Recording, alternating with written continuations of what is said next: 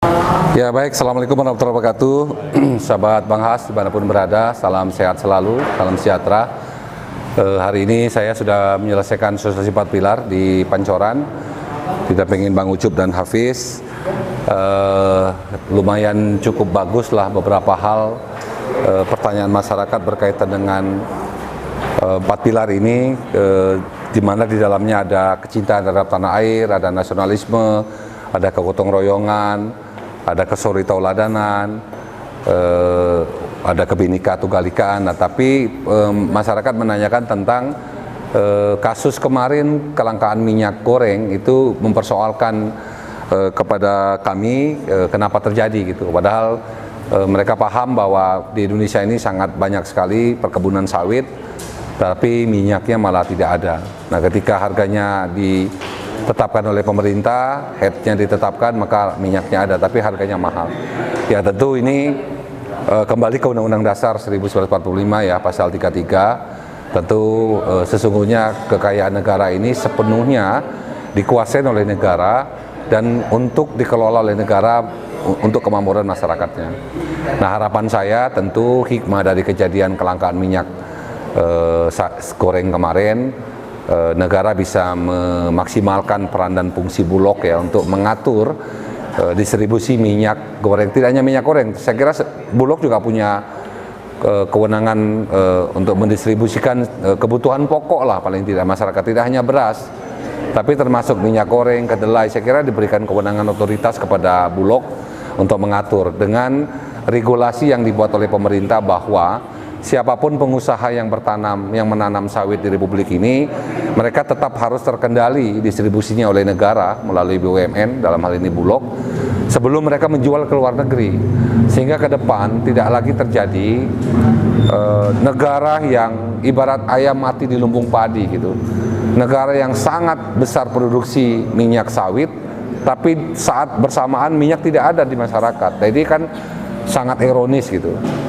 Nah, saya berharap kepada pemerintah pusat untuk tegas, negara tidak boleh kalah dengan pengusaha. Negara harus bisa mampu mengatur kepada pengusaha yang menanam sawit di bangsa ini untuk tunduk dan patuh, penuhin dulu produksi kebutuhan dalam negeri, lebihnya boleh mereka jual ke luar negeri. Nah, saya kira saya mendukung agar kapasitas peran Bulog dimaksimalkan untuk mengatur kebutuhan sembako. Ini kan mau Ramadan, tak lagi Idul Fitri. Tidak hanya minyak, bisa kedelai, bisa gandum, bisa bawang, bisa apa saja, bisa mahal, dan itu menjadi berdampak kepada daya beli masyarakat. Tadi Bu Zakia ya, sampai berhenti berdagang suaminya, karena suaminya profesinya jualan gorengan. Sekarang berhenti, tidak lagi jualan gorengan karena tidak mampu membeli minyak goreng yang harganya 55.000 yang bagus gitu.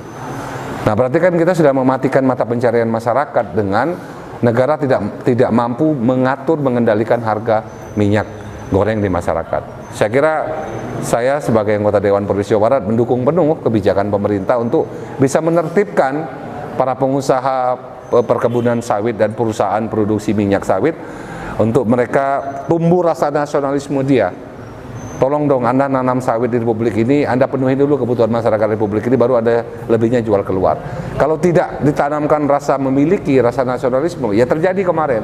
Mereka menjual sebuah minyak ke luar negeri, dalam negeri nggak ada minyak. Nah, ini sangat memprihatinkan. Saya kira gitu ya, sahabat Bang Has. Jadi hikmah 4 pilar hari ini kita berharap bahwa masyarakat di sini lebih guyup, lebih mengedepankan kegotong royongan, lebih mengedepankan kemufakatan dan musyawarah, dan para tokoh-tokoh di sini hadir tadi saya lihat.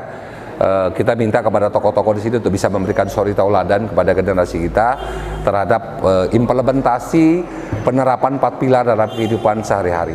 Saya sebagai anggota DPRD Provinsi Jawa Barat dari fraksi PAN, Dapil Kota Depok dan Kota Bekasi, dengan ini mengucapkan mohon maaf karena sebentar lagi akan memasukin ibadah bulan suci Ramadan.